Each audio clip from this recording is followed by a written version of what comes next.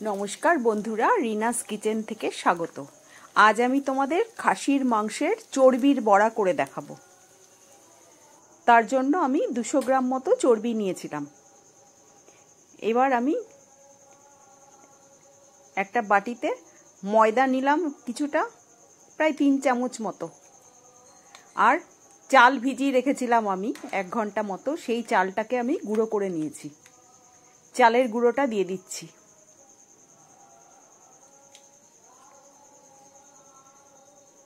একশো গ্রাম মতো চালের গুঁড়ো দিলাম, আর 4টে পেঁয়াজ আমি কুচিয়ে রেখেছিলাম, সেই কুচনো পেঁয়াজটাও দিলাম। ময়দা দিলাম, চালের গুঁড়ো দিলাম, কুচনো পেঁয়াজ দিলাম, শুকনো লঙ্কার গুঁড়ো, হলুদ গুঁড়ো, আদা রসুন আর লঙ্কার পেস্ট দিলাম, আর পরিমাণ মতো নুন আর সামান্য চিনি দিয়েছি। দিয়ে ভালো করে মাখিয়ে নিতে হবে। খাসির মাংসের চর্বির বড়া অথবা পকোড়াও বলতে পারো। চর্বির পকোড়া খুব সুন্দর লাগে খেতে। আমি কাঁচা লঙ্কাও দিয়েছি, শুকনো লঙ্কার গুঁড়োও দিয়েছি। পরিমাণ মতো তেল দিয়ে দিলাম। তেলটা খুব বেশি লাগবে না, কারণ চর্বি থেকে তেল বেরোবে আরও ভাজার সময়। এই যে আমি 200 গ্রাম মতো চর্বি নিয়েছিলাম। এই পুরো চর্বিটার বড়া করব আমি।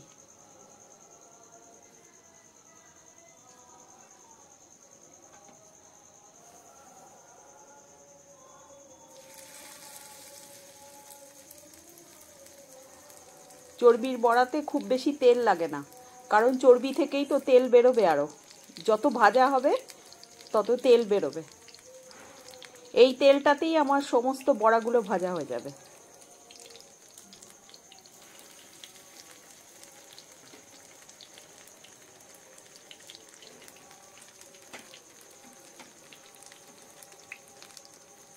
ডালের ভাজা হিসাবে এই চর্বির বড়া খুব ভালো লাগে খেতে। মুসুরির ডাল আর চর্বির বড়া।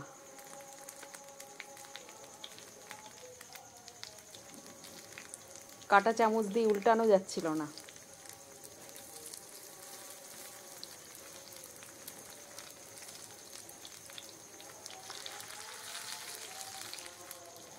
এইভাবে আমি বড়াগুলো ভেজে নিচ্ছিলাম।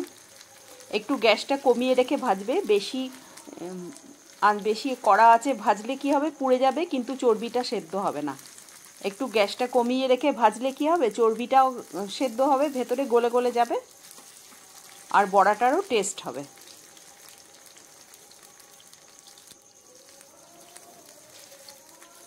আর চালের গুঁড়ো দিলে কি হবে, মচমচে হবে।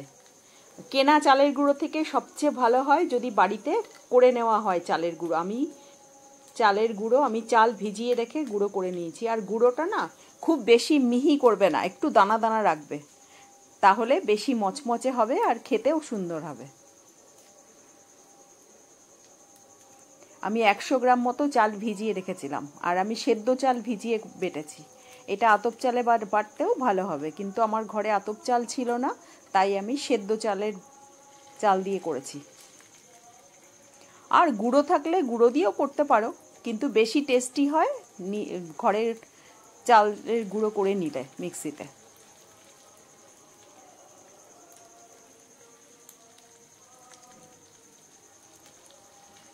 এইভাবে আমি 2-3টে ব্যাচে বড়াগুলো ভেজে নিলাম।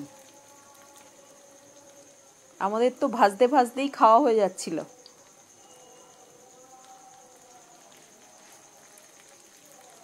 এত ভালো খেতে হয়।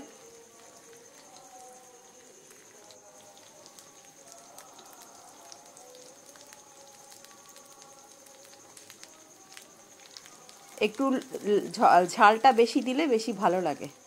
আমি তো বেশি কাঁচা লঙ্কাই দিয়েছি, শুকনো লঙ্কার গুঁড়োটা কমই দিয়েছি।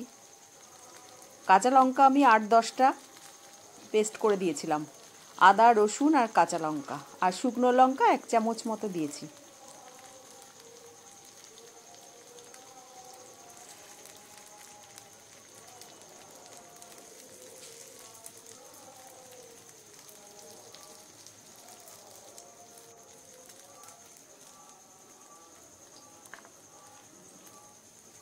আমাদের ভাজতে ভাজতেই অর্ধেক খাওয়া হয়ে গেছে। তোমাদের যদি রেসিপিটা ভালো লাগে তাহলে আমার চ্যানেলটাকে সাবস্ক্রাইব করো, লাইক ও কমেন্টস করো। আমার কিন্তু ভাজা হয়ে গেছে।